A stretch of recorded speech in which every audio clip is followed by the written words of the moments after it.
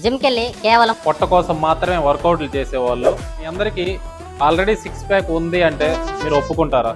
ఈ కవర్లో 6 యాపిల్స్ ఉన్నాయి, 6 ప్యాక్స్. ఆ యాపిల్స్ మొత్తం వాటర్లో ఉన్నాయి. ఈ వాటర్ వచ్చేసి మీ బాడీలో ఉన్న ఫ్యాట్.